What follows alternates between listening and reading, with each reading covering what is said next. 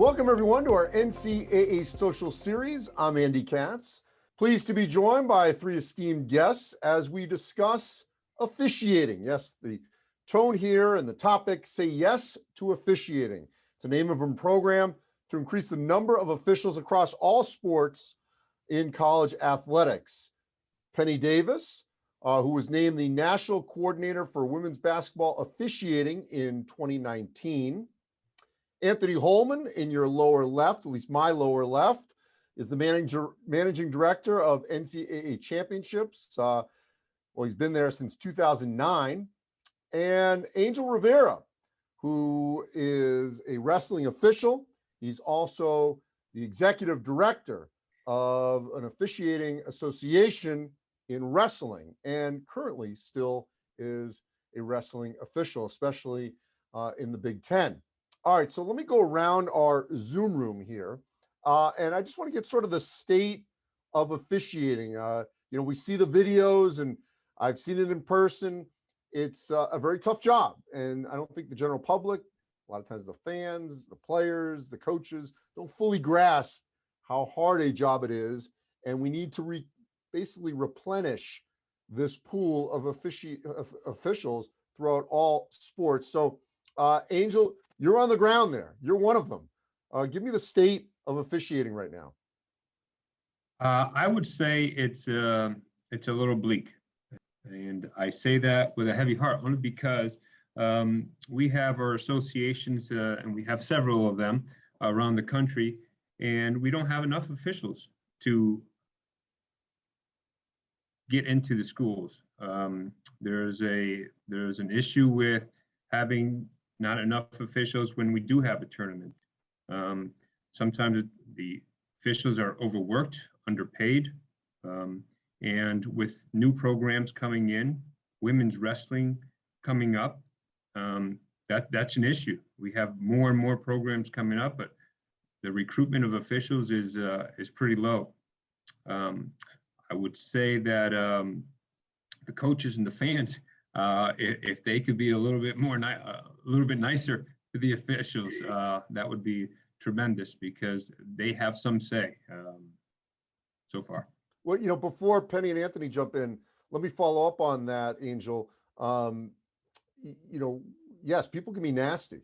How much has that played into some officials cycling themselves out of the profession?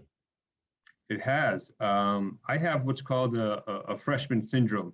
Just think about you being a freshman in high school, and you're just going to getting into a sport. By the time you're a senior, you're the best, and when you get to your college, you gotta walk that ladder again. And for officials, if you're the best in high school and you do the state tournament every year, and you come to college and you start getting yelled at, fans start booing you, whatever. I don't need that. I'm okay going back to high school and being the best.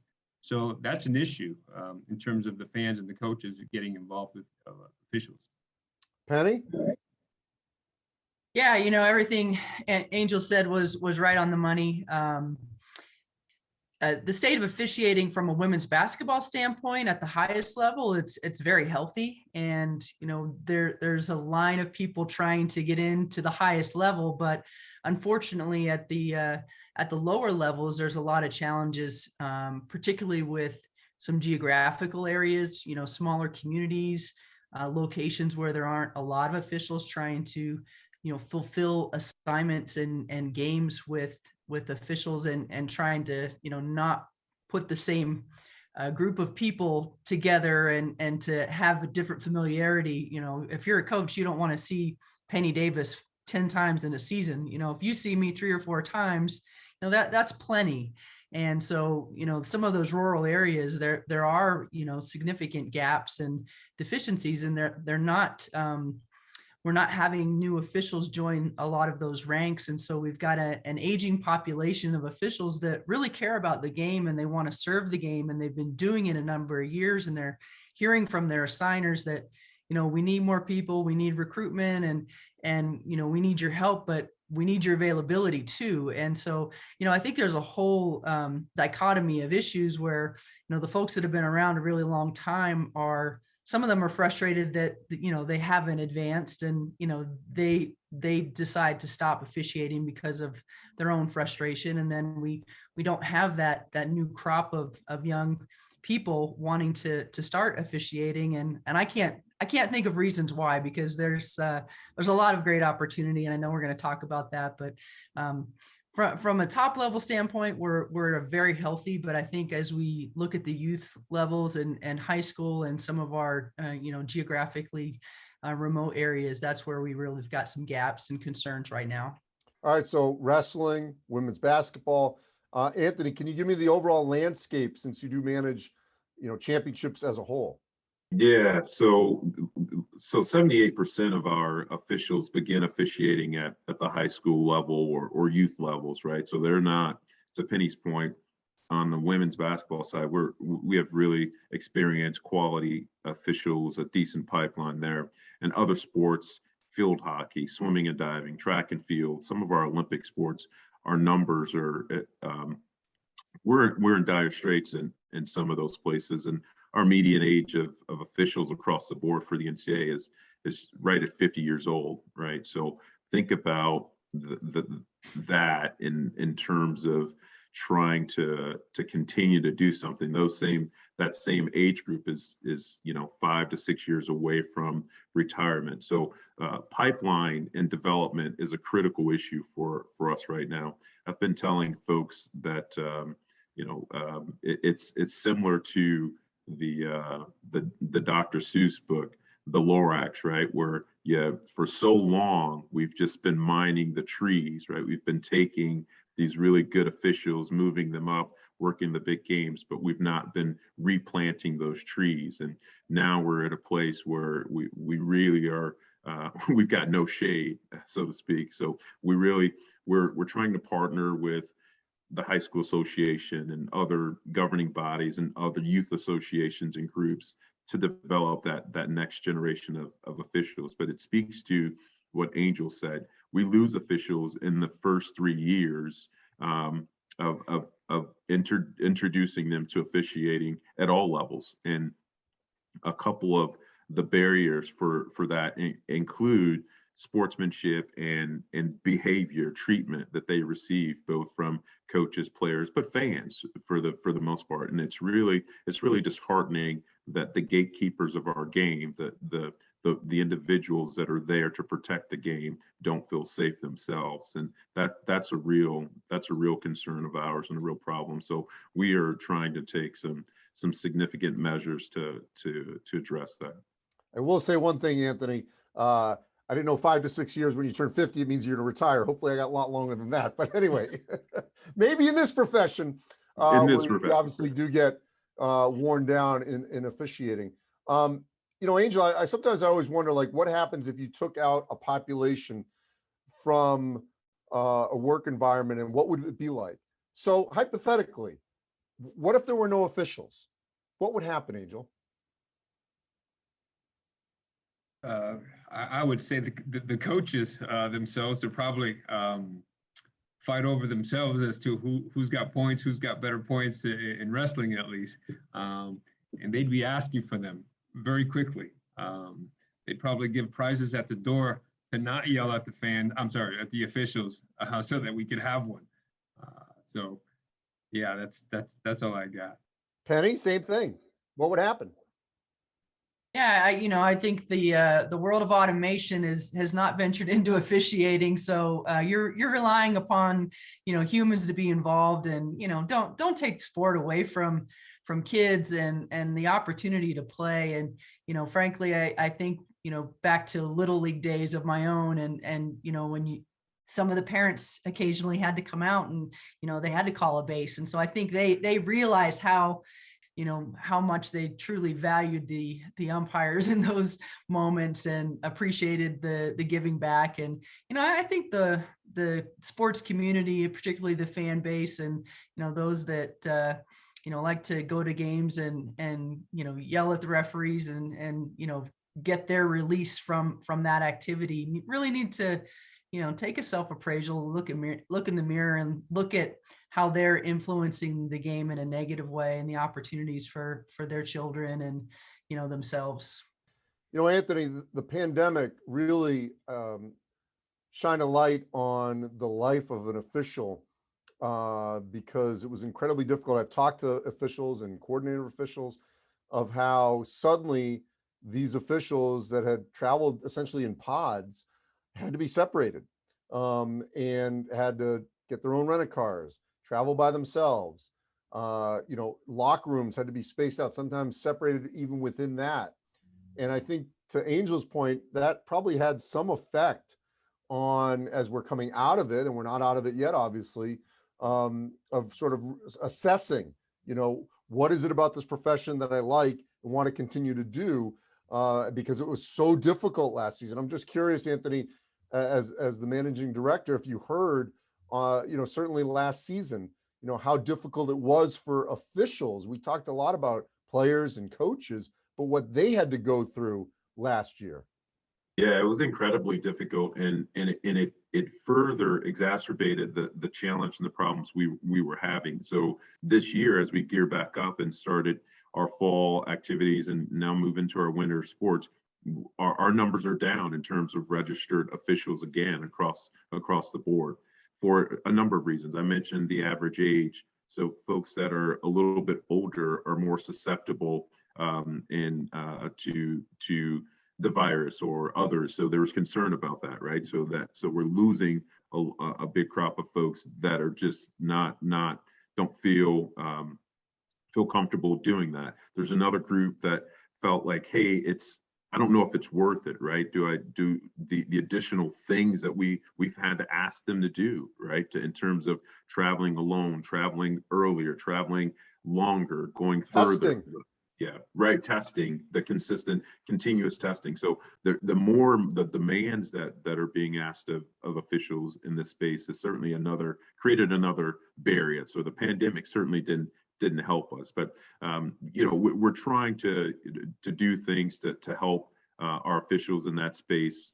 Providing better accommodations, better resources, helping to provide a safer environment for them as well. What Penny mentioned something about, fans and others and coaches yelling at officials and how parents used to. And some days, your original question, Andy, was about what happens if we don't have officials? Well, I think we don't have competitive sport, honestly, without officials. I mentioned earlier, they're the gatekeepers. Without the gatekeepers, it's difficult to keep competitive balance. So I think it's really, as folks think about, the next time you're going to yell at an official or to criticize, think about them as a human being first, and then think about also the sacrifices they're making, and also the really important part that they play in safeguarding our sports.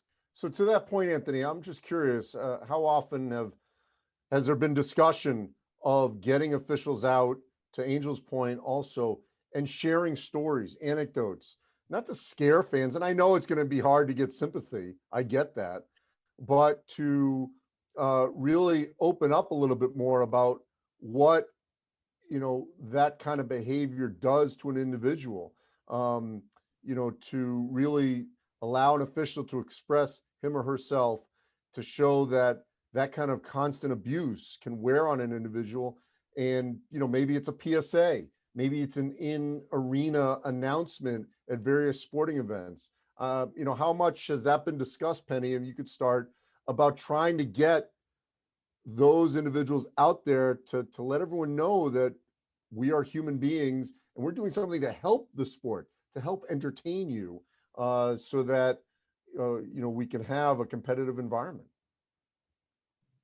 We did a few things this last year with our NCAA tournament and our championships, having everything at one site. And we put out some stories on our Twitter Twitter account, and we tried to humanize officials. We had 2 Islanders that had worked together in a game. That was a first. We also did something really unique with our replay in that we tried to educate the fans. So we know that they are going to be passionate supporters of their teams. We don't expect them to be quiet church mouths, as we like that energy in the game. But could they just be better sports is the biggest thing. And one of the things we learned from one of our surveys is that the fans respond to what they see from the coaches and the players. So if we can actually educate our coaches and players a little more so they don't react to some of the scenarios that they're reacting to mistakenly. Now, if we make a mistake, we expect a fair amount of reaction on that. And, you know, that's part of competitive sports, but there's a lot of things that come out in times, particularly at youth sports, where, you know, I thought that people were yelling at me, but the people that are yelling really don't know what they're talking about. So that made it easy for me to let things roll off my back. And, you know, the higher levels you go, we have those same misconceptions about certain rules. So we've taken it to apply some education to this situation, and, you know, and not just ask for people to be better sports, but hey, let's educate you and help you understand the rule. And us using this push to talk system where our referee, when we had a replay review, could, you know, basically explain what they were looking at and then explain the decision within the game. You know, this created a point of education where we didn't have a TV talent person trying to explain the play. We actually heard straight from the referee what it was. And so there was no misconceptions about the rule, and, you know, hopefully we educated just a little bit and tried to move the dial. So, you know, some of those things are happening in small doses, but, you know, hopefully it has a bigger impact as we move forward and continue to do so. Yeah, I mean, I concur with what Penny said. However, in wrestling, there's not a whole lot of black and white. There's a lot of gray in trying to determine control of positioning. So I again, Penny was spot on. There's a lot of audience members and spectators that have played the sport for a long time, and now they know the rules. They become armchair officials. So they can call a match from the couch and be 100% right. But when you're in the grind and you have to make a split decision, and 3,000 ideas are going through your mind to try and figure out which one you need to make, it becomes difficult, obviously. The sportsmanship from the coaches and the wrestlers, that's all good and done. I mean, we can control that. However, when the fans start blaring out, you know, some obscenities and some things like that, I mean, that we can't control. I know in wrestling that we have a public announcement that we will give about sportsmanship, respect the officials, and obviously you'll be taken out if you don't comply. However, that's just words, unfortunately, at some of my events. So Anthony, officials are independent contractors. This is not the NBA, the NFL, the NHL, and so on, which, by the way, I don't think a lot of the public really fully grasps that they are independent contractors. And as we actually saw as we come out of the pandemic, that a lot of conferences, if the officials aren't vaccinated, they don't necessarily have to hire them because they maybe don't want to deal with it. But how do you get over that hurdle of dealing with an independent contractor who's not an employee, of making this, you know, a priority, a package or something to say, you know what, this is a profession you want to do, we'll make it worth your while, even though technically, you know, they're not under the same full umbrella of getting benefits and so on, whether it's a conference or from the NCAA? Yeah, no, that's a great question, and one that we're trying to address, Andy, in a couple of different ways. What we've been talking here on the first half of this are some of the challenges we face and our officials face in that space. There are also benefits, right? There are absolute, there's, if you are an official, former athlete or competed at a high level or at any level, it's a way to stay connected. It's a way to give back to a sport that probably gave you a lot in terms of development and character and other those things, and helping to mold the next generation, not just athletes, of human beings. So there are lots of value to officiating, and it's a good way to make incremental income, right? There's a look, the demand is certainly high and the volume's low, right? So fees are starting to increase, which rightly so. We should be compensating officials in the appropriate manner. So I think highlighting those things, Andy, is kind of our approach to doing that, and then also being targeted about who we attract.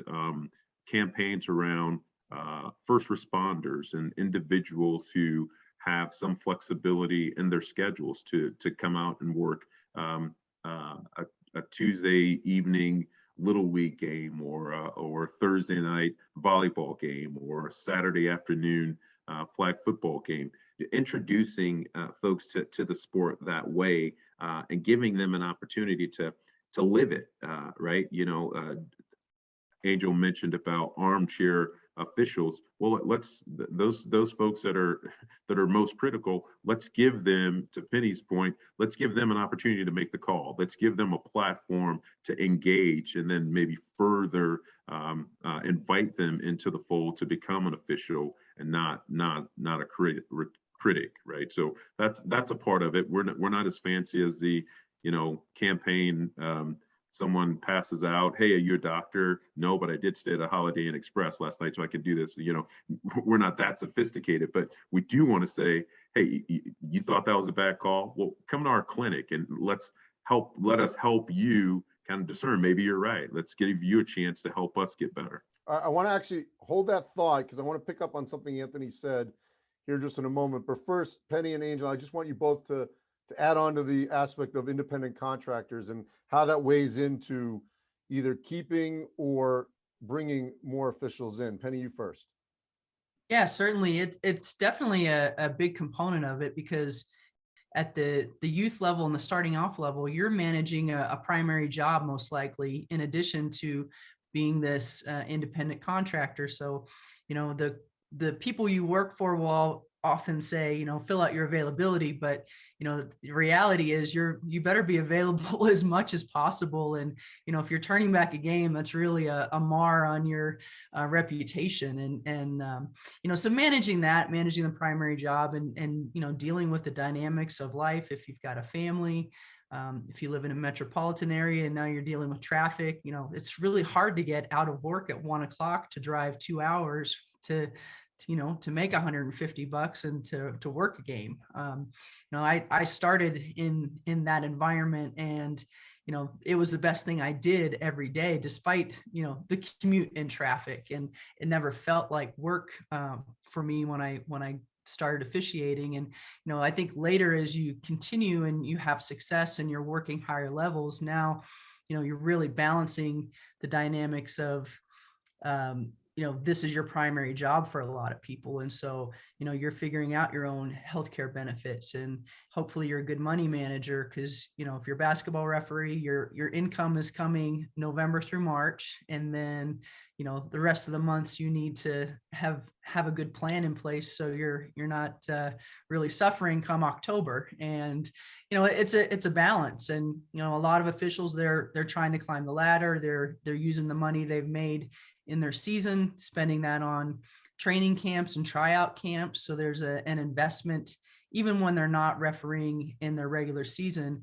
There's quite a commitment to be at these camps and to show face and to get additional training in the summertime. So it's really a full-time thing for a lot of people. And then, just the piece of, managing your body, and, everyone's, got a limited number of games. My career ended with a unique opportunity, but I know I was probably a few years away from, one of my joints saying, hey, this isn't okay. And, there went a knee. And, for these officials that, this is their primary source of income, if they don't work the games, there's not disability insurance typically for basketball referees or any kind of referee. So there's a lot of pieces to it, and it's really a big commitment. And I think COVID really taught us a lot about ourselves and what we value. And, there were a lot of people really concerned that they were even going to have a season and have an income. And we were delayed last year from a basketball standpoint, but I know there were other sports that, didn't even get to play. So, I think we've definitely taken a big hit because of COVID and all those mix, but the independent contractor thing is definitely, a real dynamic. And I think those that are, really good planners and understand what you need in your life and, have good management skills, do well with that. And then there's others that don't, frankly. Yeah. Unfortunately for us as wrestling officials, we depend on a professional career and that income to come in, but we also take on wrestling. For many of us, we're doing the same thing. We're traveling many hours just to get $150, and that's one of the things that's a black eye on wrestling. The increase in pay has been very minute, and I know with the truncated season from last year, that it was a big impact on officials because sometimes they depend on that for their secondary income. Last year with only conference matches, the wrestling matches were limited, and I'm sure other sports were as well in terms of fans. There's testing, traveling, coming in and trying to pay that travel, and with accommodations as well. You're bundled up, and that $150, you could probably go home with $10. So going back to the issue of, do I want to do this for $10? Listen, I know that pay is the limit, but treatment is more important. So I want to spin forward on this recruitment aspect, as we wrap up, just about how to bring more people in. And it strikes me that, and this could be, I could be speaking out of school because maybe this is all being done already, but in terms of the campaign of recruitment, Penny, you played. Angel, you wrestled. I would think for so many former student athletes that want to get into coaching, there are only so many opportunities, whether you're video, GA, what have you. How much has been done to try to get some of these younger people to try being an official, so that not as an end game, but as a starting point, that if you do want to coach, by the time you become a coach, you can say, hey, I've been an official. I know the rules. I know what needs to be done in this sport. So now when I'm on the other side, I can understand everything a little bit more. Because we don't see that as much, where they go from officiating to coaching. Sometimes it might be a former coach is done coaching, so now you want to get into officiating. But maybe to go to the younger level, to use that as an entry into the sport. And it's okay if you only do it for 5 years or what have you, and recycle people. Just to get more fresh blood. And some may say, you know what, I love it, I'm going to stick with it. If we can go around our room, and then you can please add on another aspect of recruiting that you'd like to see. And we'll just go Angel, Anthony, and Penny. You can have the last word. Yeah, my experience, Andy, was that, I had a family, and so I needed to decide, do I officiate, do I coach? Long time ago, listen, with the family that I was starting to bring up, it was officiating. It gave me more time to be with my family, as opposed to coaching every single day and being at a match every Saturday. Now we have clinics. We have arbiter sports. Our national coordinator of officiating, Tim Shields, puts out videos. Today, I'm starting a segment with my association every Wednesday. At 8 o'clock every Wednesday from here to the end of the season, I'm going to have an hour of what's called armchair wrestling talks. So it's talking about wrestling and teaching these younger officials that want to learn. Because back in the day, I'm telling you, it was every man for himself. And going into a championship tournament and sitting down and just thinking you're alone, it was lonely. Nobody wanted to teach you. Nobody wanted their place to be taken by the up and coming official. Today we have several officials, including myself, that want to make this a better place when I leave. I want you to be the next Angel Rivera. I'm a general manager at my job. I want my manager right below me to be the next general manager. So I need to leave this place a better place than when I entered it. So we do have a campaign called Player to Ref program that was initiated by some Division II commissioners actually in 2019, and got off to a decent start. And then COVID, delayed some of those things. But that's an initiative that we are going to deploy a lot of energy resources around, and it's looking to identify individuals in all sports that are competing right now and giving them an opportunity and helping them to select officiating as an avocation, whether that be helping to align them with individuals like Penny and Angel to serve as mentors, providing them access to equipment and resources to be a baseball or softball official or umpire, and a number of things like that. We're also partnering with our member institutions about education of officiating as a part of the education curriculum in the athletic department or the PE department for credit, right? So you take officiating as a course, and then those individuals officiate intramural programs and things of that nature, or work youth games in their community. So those are two programs that we're actively pursuing, along with a committed effort campaign that we are partnering with the National Federation of High School Associations on as well. So we've got some of those things. We would ask, my final word here is, anybody that's interested in officiating, we would encourage you to check it out. We've got a landing page on our website at ncaa.org. You can go to the National Federation of High School Associations, nfhs.org.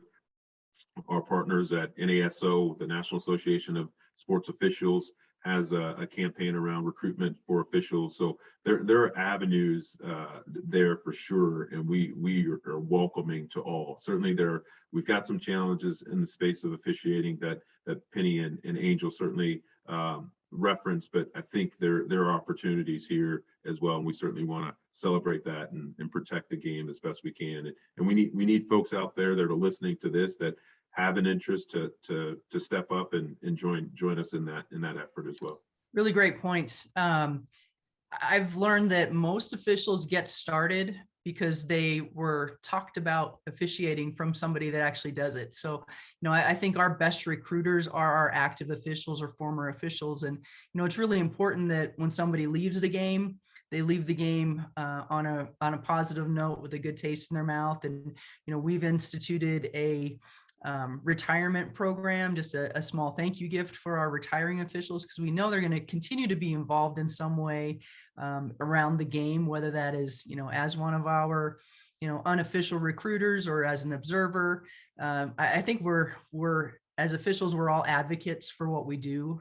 Frankly, it's a big sorority fraternity. There's a family component to officials, and that's probably one of the biggest benefits and assets within officiating. And I think if people could realize the camaraderie and the experience that you can gain from it.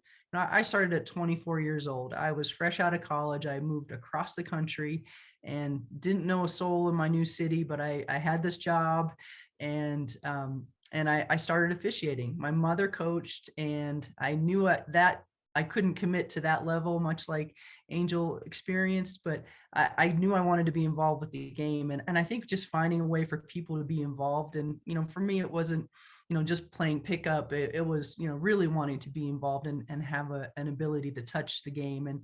And I've recruited a number of officials, and I've learned that conversation, it often started 3 or 4 years before that person ever, put on the striped shirt and grabbed a whistle. And so I think planting the seeds for some of these, young student athletes is an important part of our process that we may not see it reap reap the crops until, a few years down the line. So I think, having those conversations, I encourage our officials when they go and work scrimmages in the preseason to let these kids know about the opportunities in officiating, because many of them don't realize that.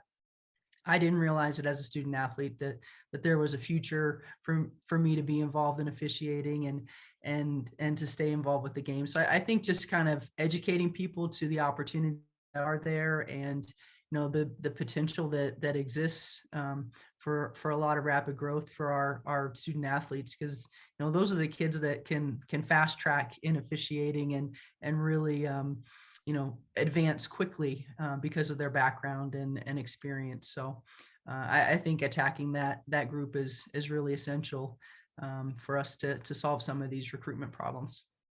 Well, I hope Angel's trigger word of bleak is not the lasting image and word here, but I hope it works in terms of a scare tactic, because a lot of these coaches in all sports, just imagine a day if you're just yelling into the wind and no one's there to hear you, because that could happen if there aren't people to replenish behind those that are phasing out, a little older than 50, hopefully. But if as long as they can get up and down, or whatever the sport is, just getting up and down the field. But we need younger people, obviously, in all facets of this. So the message is out. Need to get more officials in all sports at the collegiate level and below. Angel Rivera, appreciate it. Penny Davis and Anthony Holman, as always. Thank you to all of you. And you can check out our social series at ncaa.org/social series, where they are all archived. And a reminder, we will be at the NCAA convention in Indianapolis in January. You can see us in person for those in the membership. So we've got plenty of shows before then, but just a little bit of a reminder coming up in mid-January. Thanks for watching, everyone.